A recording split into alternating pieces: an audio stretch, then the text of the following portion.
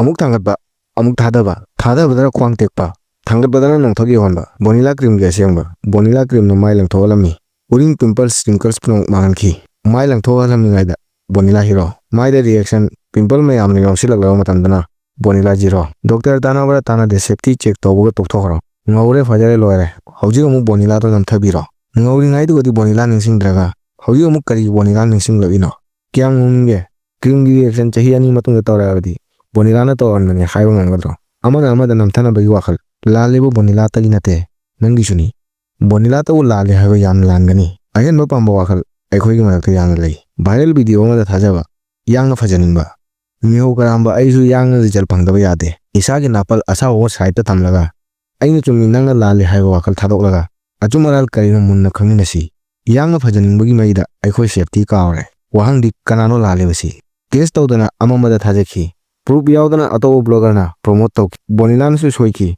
quality amadi certification ju thangkide misingna kana phangningai tadi bonila bu thagatki mapu nungsi amang bo ayko matamdana bonila da phai fatte ay hekta hawi miho karamana maikai animak to mit tanganki ngasi gi video sida indigo cancel gi suwa aigani miho karamana mi amabu mit tanganli khanba ngamdakte tumna mangan bagi lambi ohelli ai chummi khanba wakalna aiko isana isabu mikha polangani atoda nantha tokla aiko masel isana isada nantha tokpa hana maruwai nangbu karala su kanba ngamloi paliba sarkar namanapa BJP Congress kanala su kanba ngamloi ai chummi nanglali amambada thajaba wakal thadokri makhai aiko amatani isagi aran basing butul thonasi amana amada nanthana batoklasi karigumba product ama semlabadi maki tawfam thokpa thodang yamna maruwai hekta atobada pithokpa yade isagi kanabagi khallaga ngasi cream gi thodoksina aikoida kaidongda kawroida tamjaningai oiba ama taklamli karigumba ma meho karamana manga thamlaga lawroidabani social media da lakpa numit tare nidang ngohanba sigumba haiba sigumba product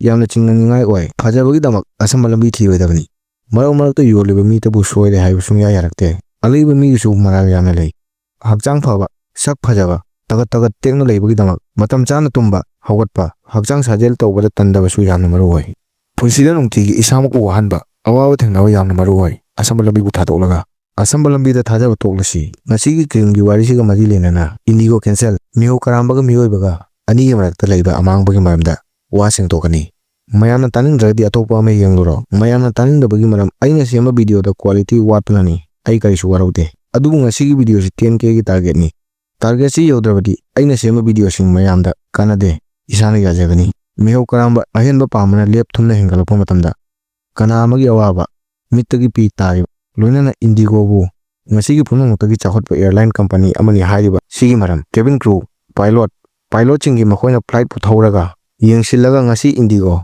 mafum sida ming chawna thambang amlibani ahenba pamana mi bu hingna asiba amo heli sel pangal maki mi suna le ko matamda maki asema masa uthori atobu nantharaga mathak kaba loikoda mak makhada sum tai kilaga namthak toraga atobugi mitta pi talaga sema pangal sel thum maki lejawal lantum kaidamungda tung koide kanana suma ku thajaba ngamde sel li leptana lai amaramda minungsi yaude tumna mangbugi lambi oi tongjaba thiba arana nate adubu kana amagi mitta pi taraga tongjaba thiba matangi matungina sarap ama oina kintarai mangna tumna manglapagi maram mangna micham prajabu tawningba sahaningba jagoi sahanba ngamle khalapodagi oi mai pakpa atobu bu kafanba si mai pakpa nate mai thibani asengmo mai pakpa kana amagi thajaba thogaida wadani pangalamadi sel thum mibu hongdokte mak asengmo masakpu mangdo pathori ahenba pamana mibu nongthakta pahenba ngammi adubu mina mibu mi oina khanba ngamlaktrabadi maki loiramdai naksallaklabani flight nongthakta pai adubu mina mibu mi oina khanba wakhal miyoibagi marakta mangondagi makhada leiba mibu inkharpada mateng oi mayamna maru oiba ama yahologe sigi problem si suknatagi achauba indigo gi CEO natraga company amagi manager amatagi wai nate aikhoi wakhlon si maramdani punamungna hainei sel khudimangni sigi wakhal sina migi wakhal bu nung amada onthorei ningsingu sel khudimak oiba yade ngasigi ayamba mina hai sel khudimangni wakhal si leibra magna talakpa khudimak mangthari adubu kaidonda aina khaliusi lanbra chumbra haiba masamak to kaidonda wahang hangde wakhal ji hongdoktaba mi matamna marol thoktana pakhum pidei karigumba sel na punamak oramlagadi malengi punamak sel baba Elon Musk phawba depression chinta da leramloi mak ta sunatra khudam kaya ba leiri sigumba wakhal chen mi ꯃꯇꯝ ꯑꯃꯒꯤ ꯃꯇꯨꯡꯗ ꯃꯍꯥꯛꯄꯨ ꯈꯨꯠ ꯁꯝꯕꯤꯅꯕ ꯃꯤ ꯂꯩꯔꯛꯇꯦ꯫ ꯃꯊꯣꯝꯇ ꯉꯥꯏꯔꯛꯏ꯫ Elon ꯃꯁꯛꯀꯤ ꯃꯆꯥꯅꯨꯄꯤꯅ ꯍꯥꯏ, Elon ꯃꯁꯛꯀꯨꯝꯕ ꯃꯄꯥ ꯀꯩꯗꯧꯅꯨꯡꯗ ꯐꯪꯅꯤꯡꯗꯦ꯫ ꯁꯦꯜ ꯀꯔꯤꯒꯨꯝꯕ ꯑꯃ ꯂꯩꯕꯒꯤ ꯅꯥꯄꯜꯒꯤ ꯄꯥꯡꯒꯜ ꯍꯥꯞꯄꯤ, ꯑꯗꯨꯕꯨ ꯃꯤꯅ ꯃꯤꯕꯨ ꯃꯤ ꯑꯣꯏꯅ ꯈꯟꯕ ꯃꯤꯅꯨꯡꯁꯤ ꯍꯥꯞꯄꯤ꯫ ꯁꯦꯜꯅ ꯄꯨꯝꯅꯃꯛꯅꯤ ꯈꯟꯕ ꯀꯅꯥ ꯑꯃꯒꯤ ꯏꯪ ꯆꯤꯛꯅ ꯂꯩꯕ ꯄꯨꯟꯁꯤꯕꯨ ꯊꯨꯒꯥꯏ, ꯀꯅꯥ ꯑꯃꯒꯤ ꯃꯤꯠꯇꯒꯤ ꯄꯤ ꯇꯥꯍꯜꯂꯤ, ꯀꯅꯥ ꯑꯃꯒꯤ ꯊꯃꯣꯏ ꯁꯦꯡꯕ ꯋꯥꯈꯜꯕꯨ ꯊꯨꯒꯥꯏ, ꯀꯅꯥ ꯑꯃꯒꯤ ꯊꯥꯖꯕ ꯊꯨꯒꯥꯏ꯫ ꯑꯩꯈꯣꯏ ꯁꯦꯜ ꯇꯥꯜꯂꯤꯕ ꯅꯠꯇꯦ, ꯑꯩꯈꯣꯏ ꯏꯪ ꯆꯤꯛꯄ ꯑꯃꯗꯤ ꯑꯃꯅ ꯑꯃꯗ ꯊꯧꯒꯜꯂꯣꯟ ꯇꯧꯅꯕꯕꯨ ꯃꯥꯡꯍꯜꯂꯤꯕꯅꯤ꯫ ꯃꯤꯅ ꯃꯤꯕꯨ ꯍꯥꯠꯂꯤ, ꯃꯤꯅ ꯃꯤꯕꯨ ꯍꯥꯠꯄꯒꯤ ꯈꯨꯠꯂꯥꯏ ꯁꯥꯏ꯫ ꯑꯩꯈꯣꯏ ꯃꯁꯦꯜ ꯑꯃꯠꯇ ꯑꯣꯏꯔꯒ ꯄ꯭ꯔꯤꯊꯤꯕꯤꯁꯤꯕꯨ ꯆꯥꯎꯈꯠꯍꯟꯅꯕ ꯍꯣꯠꯅꯕꯒꯤ ꯃꯍꯨꯠꯇ ꯑꯩꯈꯣꯏ ꯃꯁꯦꯜ ꯍꯥꯠꯅꯔꯤ꯫ ꯑꯩ ꯆꯨꯝꯃꯤ, ꯅꯪ ꯂꯥꯜꯂꯤ꯫ ꯏꯁꯥꯒꯤ ꯏꯔꯥꯜ ꯀꯩꯗꯧꯅꯨꯡꯗ ꯌꯥꯅꯤꯡꯗꯦ꯫ ꯁꯦꯡꯒꯥꯎ ꯇꯣꯡꯂꯕꯗꯤ ꯃꯤꯗꯨ ꯏꯅꯥꯛ ꯈꯨꯜꯂꯤ, ꯃꯥꯏ ꯄꯥꯛꯄ ꯑꯇꯣꯞꯄꯕꯨ ꯅꯝꯊꯔꯒ ꯅꯠꯇꯦ꯫ ꯃꯔꯝꯗꯤ ꯁꯦꯜ ꯄꯥꯏꯔꯒ ꯅꯣꯡꯊꯛꯇ ꯄꯥꯏꯕ ꯌꯥꯝꯅ ꯂꯩ, ꯏꯟꯗꯤꯒꯣ ꯐ꯭ꯂꯥꯏꯠꯒꯨꯝꯅ, ꯑꯗꯨꯕꯨ ꯃꯤꯅ ꯃꯤꯕꯨ ꯃꯤ ꯑꯣꯏꯅ ꯈꯜꯂꯒ ꯃꯤꯅꯨꯡꯁꯤ ꯂꯩꯅ ꯄꯥꯏꯕ, ꯁꯤꯃꯛ ꯑꯁꯦꯡꯕ ꯃꯥꯏ ꯄꯥꯛꯄ ꯑꯣꯏꯒꯅꯤ꯫ ꯁꯦꯜ ꯇꯥꯜꯂꯨ, ꯑꯗꯨꯕꯨ ꯃꯤꯅꯨꯡꯁꯤ, ꯃꯤꯅ ꯃꯤꯕꯨ ꯃꯤ ꯑꯣꯏꯅ ꯈꯟꯕꯕꯨ ꯌꯣꯟꯊꯣꯛꯀꯅꯨ꯫ ꯏꯁꯥꯒꯤ ꯑꯣꯏꯖꯕꯇ ꯊꯤꯕꯅ ꯃꯔꯝ ꯑꯣꯏꯔꯒ ꯃꯤꯑꯣꯏꯕ ꯑꯩꯈꯣꯏ ꯑꯃꯅ ꯑꯃꯒꯤ ꯃꯥꯡꯕꯒꯤ ꯃꯔꯝ ꯑꯣꯏꯍꯜꯂꯣꯏꯁꯤ꯫ ꯑꯍꯦꯟꯕ ꯄꯥꯝꯕꯅ ꯃꯌꯥꯏ ꯀꯥꯕ ꯗ꯭ꯔꯒꯇꯒꯤꯁꯨ ꯍꯦꯟꯅ ꯃꯤꯁꯛ ꯑꯃꯕꯨ ꯂꯥꯛꯁꯤꯟꯕ ꯉꯝꯃꯤ꯫ ꯑꯩꯉꯣꯟꯗ ꯂꯤꯛꯏ, ꯃꯉꯣꯟꯗ ꯌꯥꯝꯃꯤ ꯍꯥꯏꯕ ꯋꯥꯈꯜ ꯑꯁꯨꯝꯅ ꯈꯟꯕꯅ ꯀꯅꯥ ꯑꯃꯒꯤ ꯕꯦꯡꯛꯇ ꯀꯔꯣꯔꯗ ꯁꯦꯜ ꯂꯩꯔꯕꯁꯨ ꯑꯇꯣꯞꯄ ꯑꯍꯦꯟꯕ ꯑꯃ ꯎꯔꯒ ꯃꯉꯣꯟꯗ ꯂꯤꯛꯅ ꯁꯦꯜ ꯂꯩ ꯍꯥꯏꯅ ꯈꯜꯂꯤ꯫ ꯂꯦꯞꯇꯅ ꯑꯇꯣꯞꯄꯒ ꯆꯥꯡ ꯇꯧꯅꯕ ꯃꯤ ꯀꯩꯗꯧꯅꯨꯡꯗ ꯄꯦꯟꯊꯣꯛꯄ ꯉꯝꯗꯦ꯫ ꯄꯨꯝꯅꯃꯛ ꯃꯥꯡꯈꯤꯅꯤ ꯍꯥꯏꯕ ꯋꯥꯈꯜꯁꯤꯅ ꯃꯤꯁꯛ ꯑꯃꯕꯨ ꯃꯤꯍꯧ ꯀꯔꯥꯝꯕ ꯍꯦꯟꯒꯠꯍꯜꯂꯤ꯫ ꯃꯍꯥꯛꯅ ꯈꯜꯂꯤ, ꯑꯩꯉꯣꯟꯗ ꯂꯟ ꯊꯨꯝ ꯂꯩꯇ꯭ꯔꯕꯗꯤ ꯃꯤꯅ ꯑꯩꯕꯨ ꯏꯖꯠ ꯇꯧꯔꯣꯏ꯫ ꯁꯤꯒꯤ ꯋꯥꯈꯜꯁꯤ ꯂꯩꯕꯅ ꯃꯍꯥꯛꯄꯨ ꯍꯦꯟꯅ ꯃꯤꯍꯧ ꯀꯔꯥꯝꯍꯜꯂꯤ꯫ ꯅꯥꯄꯜ ꯆꯦꯟꯕ ꯋꯥꯈꯜ, ꯑꯩ ꯑꯍꯦꯟꯕꯅꯤ, ꯑꯩ ꯑꯇꯣꯞꯄꯁꯤꯡꯗꯒꯤ ꯍꯦꯟꯅ ꯃꯇꯤꯛ ꯆꯥꯏ꯫ ꯁꯤꯒꯤ ꯋꯥꯈꯜꯁꯤꯅ ꯃꯤꯕꯨ ꯃꯤꯁꯤꯟ ꯑꯃꯗ ꯑꯣꯟꯊꯣꯔꯛꯏ꯫ ꯃꯤꯅ ꯃꯤꯕꯨ ꯃꯤ ꯑꯣꯏꯅ ꯈꯜꯂꯛꯇꯕ ꯃꯤꯍꯧ ꯀꯔꯥꯝꯕ ꯈꯝ ꯊꯦꯡꯂꯛꯄ ꯃꯇꯝꯗ ꯂꯝꯒꯤꯗꯃꯛ ꯃꯆꯤꯟ ꯃꯅꯥꯎ ꯍꯥꯠꯅꯩ, ꯁꯦꯜꯒꯤꯗꯃꯛ ꯃꯔꯨꯞꯄꯨ ꯌꯣꯟꯊꯣꯛꯏ, ꯚꯣꯠꯀꯤꯗꯃꯛ ꯃꯃꯥ ꯂꯩꯕꯥꯛꯇ ꯂꯩꯕ ꯃꯤꯁꯤꯡꯒꯤ ꯊꯥꯖꯕ ꯊꯨꯒꯥꯏ꯫ ꯃꯇꯥꯡꯁꯤꯗ ꯃꯤꯅ ꯃꯁꯥꯒꯤ ꯃꯃꯜ ꯃꯥꯡꯍꯜꯂꯤ꯫ ꯃꯇꯥꯡꯁꯤꯗ ꯋꯥꯍꯪ ꯑꯃꯅ, ꯑꯍꯦꯟꯕ ꯄꯥꯝꯕꯅ ꯀꯌꯥꯝ ꯌꯥꯝꯅ ꯐꯠꯇꯕ ꯑꯣꯏꯍꯟꯕ ꯉꯝꯃꯤ? ꯃꯇꯦꯡ ꯄꯥꯡꯕꯤꯅꯕ ꯂꯩꯇꯕ ꯃꯤꯕꯨ ꯑꯣꯠ ꯅꯩꯕ ꯇꯧꯏ, ꯑꯁꯦꯡꯕꯕꯨ ꯑꯔꯥꯟꯕ ꯁꯦꯝꯗꯣꯛꯏ, ꯃꯁꯥꯃꯛꯀꯤ ꯏꯃꯨꯡ ꯃꯅꯨꯡ ꯐꯥꯎꯕ ꯃꯁꯛ ꯈꯪꯂꯛꯇꯦ꯫ ꯃꯍꯥꯛ ꯃꯁꯥꯃꯛꯀꯤ ꯈꯟꯕ ꯉꯝꯕ ꯋꯥꯈꯜꯕꯨ ꯈꯟꯕ ꯉꯝꯗꯕ ꯑꯃ ꯑꯣꯏꯍꯜꯂꯛꯏ, ꯃꯁꯥꯒꯤ ꯏꯪ ꯆꯤꯛꯄ ꯃꯥꯡꯍꯜꯂꯤ, ꯃꯤꯍꯧ ꯀꯔꯥꯝꯕ ꯈꯟꯕ ꯉꯝꯕꯕꯨ ꯈꯟꯕ ꯉꯝꯗꯕ ꯃꯤ ꯑꯃ ꯑꯣꯏꯍꯜꯂꯤ꯫ ꯃꯤꯁꯛꯇꯨꯅ ꯁꯦꯜ ꯇꯥꯜꯂꯒ ꯌꯦꯟꯊꯣꯛꯄ ꯋꯥꯈꯜ ꯊꯝꯕ ꯃꯤꯅ ꯄꯨꯟꯁꯤꯗ ꯃꯥꯏ ꯄꯥꯛꯄ ꯐꯪꯏ꯫ ꯃꯔꯝꯗꯤ ꯄꯨꯛ ꯊꯜꯂꯕ ꯇꯨꯡꯗ ꯄꯨꯈꯝ ꯇꯣꯡꯍꯟꯕꯅ ꯀꯥꯟꯅꯕ ꯂꯩꯇꯦ꯫ ꯑꯍꯥꯟꯕꯗ ꯀꯔꯝꯅ ꯑꯍꯣꯡꯕ ꯄꯨꯔꯛꯀꯅꯤ? ꯃꯤꯁꯛꯇꯨꯅ ꯀꯌꯥꯝ ꯌꯥꯝꯅ ꯑꯍꯦꯟꯕ ꯄꯥꯡꯐꯝ ꯊꯣꯛꯏ ꯈꯪꯗ꯭ꯔꯕꯗꯤ ꯃꯥ ꯀꯩꯗꯧꯅꯨꯡꯗ ꯇꯣꯛꯇꯦ꯫ ꯅꯁꯥꯃꯛꯇ ꯍꯪꯉꯨ, ꯁꯦꯜ ꯀꯌꯥꯝ ꯃꯔꯨ ꯑꯣꯏ? ꯑꯩꯒꯤ ꯄꯥꯟꯗꯝ ꯀꯔꯤꯅꯣ? ꯀꯔꯝꯕ ꯃꯐꯝꯗ ꯑꯩ ꯂꯦꯞꯄ ꯃꯔꯨ ꯑꯣꯏ? ꯋꯥꯍꯪꯁꯤꯅ ꯅꯪꯒꯤ ꯑꯍꯦꯟꯕ ꯄꯥꯝꯕ ꯋꯥꯈꯜꯕꯨ ꯆꯥꯡ ꯑꯃꯒꯤ ꯃꯅꯨꯡꯗ ꯊꯝꯒꯅꯤ꯫ ꯑꯅꯤꯁꯨꯕꯗ, ꯆꯥꯎꯊꯣꯛꯆꯕꯒꯤ ꯍꯩꯅꯕꯤ꯫ ꯍꯥꯏꯌꯨ, ꯑꯩꯉꯣꯟꯗ ꯂꯩꯔꯤꯕꯁꯤꯡꯁꯤ ꯌꯥꯝꯅ ꯐꯩ, ꯀꯅꯥ ꯑꯃꯒꯤ ꯅꯥꯛꯇ ꯑꯩꯉꯣꯟꯗ ꯂꯩꯔꯤꯕꯁꯤꯗꯒꯤ ꯂꯤꯛꯅ ꯂꯩ꯫ ꯁꯤꯅ ꯂꯤꯛꯅ ꯄꯥꯝꯕ ꯑꯃꯗꯤ ꯊꯃꯣꯏꯗ ꯄꯦꯟꯊꯣꯛꯄ ꯑꯃ ꯑꯣꯏꯍꯟꯒꯅꯤ꯫ ꯑꯍꯨꯝꯁꯨꯕꯗ, ꯌꯦꯟꯊꯣꯛꯎ, ꯎꯠꯄ ꯇꯧꯒꯅꯨ꯫ ꯌꯦꯟꯊꯣꯛꯄꯒꯤ ꯍꯩꯅꯕꯤ ꯅꯥꯄꯜꯕꯨ ꯂꯤꯛꯊꯍꯜꯂꯤ, ꯊꯃꯣꯏ ꯆꯥꯎꯊꯣꯛꯍꯜꯂꯤ꯫ ꯉꯥꯏꯍꯥꯛ ꯃꯇꯝ, ꯈꯖꯤꯛ ꯁꯦꯜ, ꯈꯖꯤꯛ ꯃꯇꯦꯡ ꯄꯥꯡꯕ ꯃꯤꯕꯨ ꯂꯧꯕꯒꯤ ꯃꯍꯨꯠꯇ ꯄꯤꯕ ꯑꯃ ꯑꯣꯏꯍꯜꯂꯤ꯫ ꯃꯔꯤꯁꯨꯕꯗ, ꯑꯇꯣꯞꯄꯒ ꯆꯥꯡ ꯇꯧꯅꯕ ꯇꯣꯛꯁꯤ, ꯆꯥꯡ ꯇꯧꯅꯕ ꯇꯣꯛꯄꯗꯒꯤ ꯏꯪ ꯆꯤꯛꯄ ꯄꯨꯟꯁꯤ ꯑꯃ ꯍꯤꯡꯉꯤ꯫ ꯃꯉꯥꯁꯨꯕꯗ, ꯅꯨꯡꯇꯤꯒꯤ ꯅꯨꯃꯤꯗꯥꯡ ꯇꯨꯝꯂꯝꯗꯥꯏꯗ ꯏꯁꯥꯃꯛꯇ ꯍꯪꯉꯨ, ꯑꯩꯅ ꯀꯅꯥ ꯑꯃꯕꯨ ꯋꯥꯍꯟꯈꯤꯕ꯭ꯔꯥ? ꯑꯩ ꯑꯇꯣꯞꯄꯁꯤꯡꯗ ꯃꯤ ꯑꯃ ꯑꯣꯏꯕꯒꯤ ꯂꯝꯆꯠ ꯆꯠꯈꯤꯕ꯭ꯔꯥ? ꯑꯩ ꯆꯨꯝꯈꯤꯕ꯭ꯔꯥ?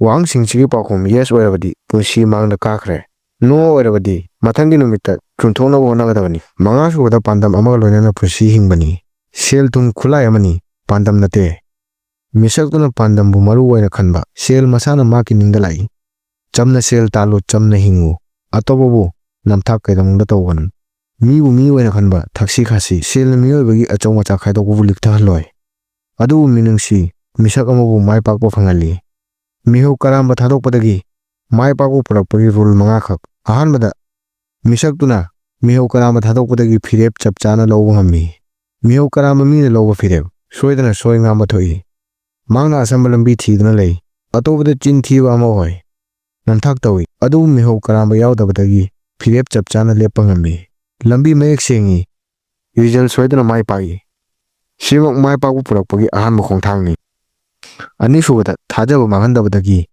ꯈꯨꯗꯣꯡꯆꯥꯕꯁꯤꯡ ꯄꯨꯟꯁꯤꯗ ꯂꯥꯛꯏ꯫ ꯃꯤꯒꯤ ꯊꯥꯖꯕ ꯁꯦꯜꯅ ꯂꯩꯕ ꯌꯥꯗꯦ꯫ ꯁꯤ ꯁꯨꯞꯅꯇꯒꯤ ꯑꯃꯅ ꯑꯃꯒꯤ ꯊꯥꯖꯕꯒꯤ ꯃꯈꯥ ꯄꯣꯜꯂꯤ꯫ ꯃꯤꯁꯛꯇꯨ ꯊꯥꯖꯅꯤꯡꯉꯥꯏ ꯑꯣꯏꯔꯕꯗꯤ ꯃꯍꯥꯛꯀ ꯂꯣꯏꯅꯅ ꯃꯤ ꯀꯌꯥ ꯑꯃ ꯊꯣꯔꯛꯏ, ꯃꯍꯥꯛꯀ ꯃꯇꯝ ꯄꯨꯝꯕꯗ ꯂꯦꯞꯃꯤꯟꯅꯩ꯫ ꯁꯦꯜ ꯃꯇꯦꯡ ꯄꯥꯡꯏ, ꯊꯥꯖꯕ ꯃꯤ ꯑꯃꯕꯨ ꯃꯇꯝ ꯄꯨꯝꯕꯗ ꯃꯥꯏ ꯄꯥꯛꯍꯜꯂꯤ꯫ ꯑꯍꯨꯝꯁꯨꯕꯗ, ꯊꯃꯣꯏ ꯁꯦꯡꯕ Thmoi sengba amadi namthak tawbagi wakhal chemdrabadi thabukpu thmoi sengna suba ngammi.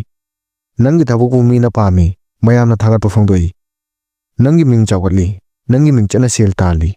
Mari subada atopuga chang tonadaba mihau karamba kadaidagi hori kari ahinba pamlibano. Si karamna thadokani. Atopuga chang tonaba tokpadagi mihau karamba thadori. Mihau karamba thadorakpadagi misaktuna masana masamakta nuksiba hori. Masana masamakta nuksiba hobadagi honaba leptabagi hainabi lai. Honabana awaba singdagi leithoktuna chendabana maki punsi hainabi ama oirei. Hainabi sidagi mai pakpa purei. Manga subada karmagi thawong. Misaktuna atopabu wahandaba. Atopagi hak hattaba. Atopabu namthaba wakhal chemdaba. Sigumba migi wajamal kedonungda mangde. Oiba yai maki tawjamal. Oiba yai matam khara kuina changba. Adu maki tawjamal kedonungda mangde.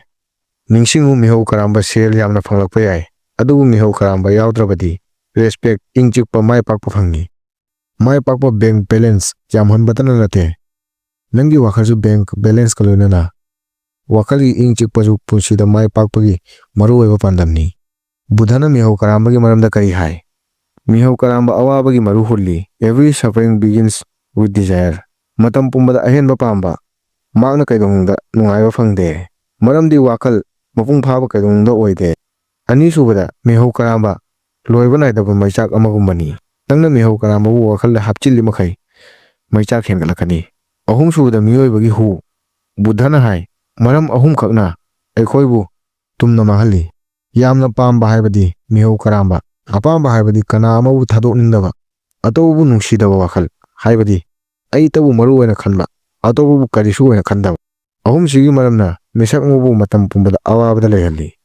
Mari subada penthokpa asengbalan. Penthokpa asengbalan ni. Penthokpa hiba mina punsida atopagi awaba masak khangi. Punsida mi khuding maktagi mai pakpa achawa mi oi. Penthokpana karamna achawa mi oi. Khanginglagadi comment haibiro. Manga subada awabagi maram karino. Mihau karamba misak amubu namtharabadi chin thiba. Namthak huran bubunu maksi hori. Buddhana hai nangi apamba singdagi nangna ngammu. Mai pakpu punsida masa matonda lakani. Taruk subada sel thammu adu sel nangi thamoida thamganu. Khajik atobada yentho nasamaktagi ngamlaga chalu. Isamaktagi ngamba karino khanginglagadi comment hairo. Yenthokpa misaktumak chakhotpa mi ama oi. Ahenba pamba wakhal mathau tawa pochingbo mapung phanba ngammi. Adu ahenba pamana mi masana masangu maithiyo pi. Video si mapung phana yengbibagidamak thagachari. Ngasigi warisina punsida karigumba ohongba ama oihale khalagadi video si marakta phangnakiba yamna maru oire khanba line amakak comment ibiramo. Video si 10K gi target ni adubu ayamba video kaya ainadi maru oire khalaga semkiba. Views di yamna likna lakhi. Khangdre aina semriba video singsi kaya maru oidaba mali. Phare mathangi video ngagiyo.